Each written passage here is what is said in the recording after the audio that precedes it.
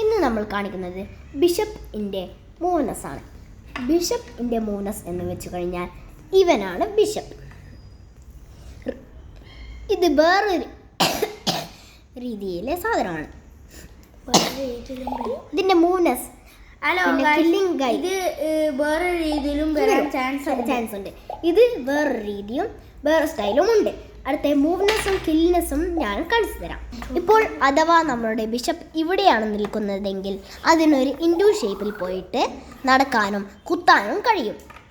ഇതിൽ നമ്മളുടെ അടുത്തതിൽ നമ്മളുടെ പോണിൻ്റെ നീക്കമാണ് ഞാൻ കാണിച്ചത്. അല്ലെങ്കിൽ പടയാളികളുടെ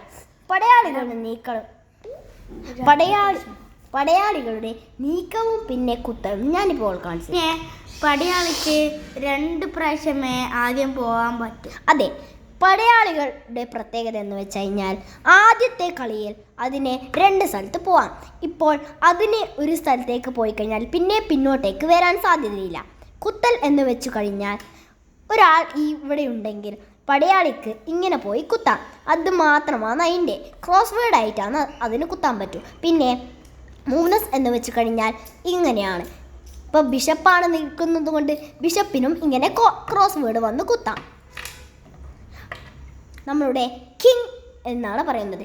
കിങ്ങിൻ്റെ മൂവ്നെസ് എന്ന് വെച്ചാൽ ഇങ്ങനെയായിരിക്കും. ഞാനിപ്പോൾ കിങ് ഇവിടെയാണ് നിൽക്കുന്നത് അല്ലേ?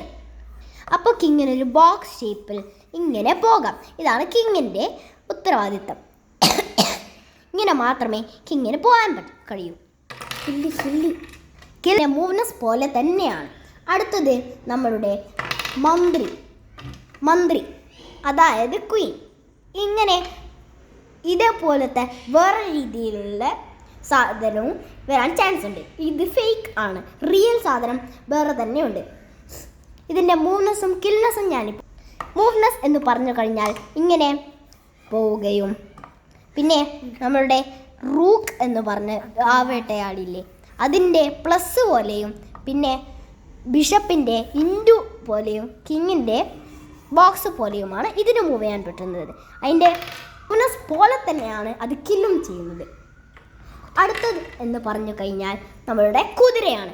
അതായത് നൈറ്റ് എന്നാണ് കുതിരക്ക് ഇംഗ്ലീഷിൽ പറയുന്നത്. ഇതിൻ്റെ മൂവ്നെസ്സും കിൽനെസ്സും ഞാനിപ്പോൾ പഠിപ്പിച്ചു തരാം. കുതിരക്ക് ഒരു എൽ ഷേപ്പിൽ അതായത് ഈ രൂപത്തിലാണ്. 1 2 3 4 ഈ രൂപത്തിലാണ്. ചില ആൾക്കാർ 7 ഷേപ്പ് എന്നും പറയും, ചില ആൾക്കാർ എൽ ഷേപ്പ് എന്നും പറയും. ശ്രദ്ധിച്ചു നോക്കുക. എന്തുകൊണ്ടെന്ന് വെച്ചാൽ നമ്മളുടെ കിങ്ങും മന്ത്രി എന്ന് പറയുമ്പോൾ ഈ രൂപത്തിൽ ഇവിടെ ഡിയും ഇയുമുണ്ട്. കിങ് നമ്മളുടെ ഡിയുമലും പിന്നെ മന്ത്രി നമ്മളുടെ ഈമലുമാണ് നിൽക്കേണ്ടത്. ഇതേ രൂപത്തിലാണ്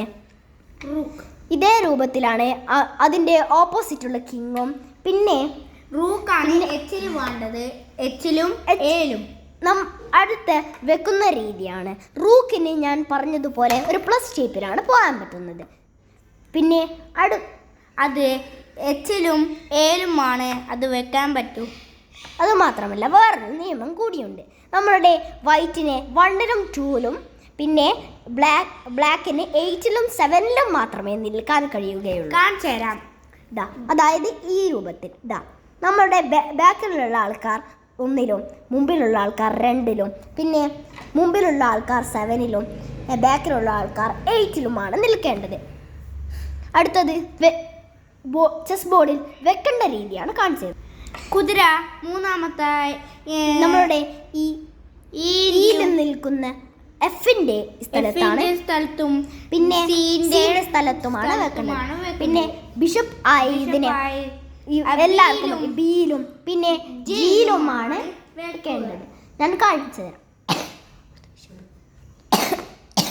ഇങ്ങനെയാണ്. പിന്നെ പോൺസ് മൊത്തം മുമ്പിലാണ് നിൽക്കേണ്ടത്.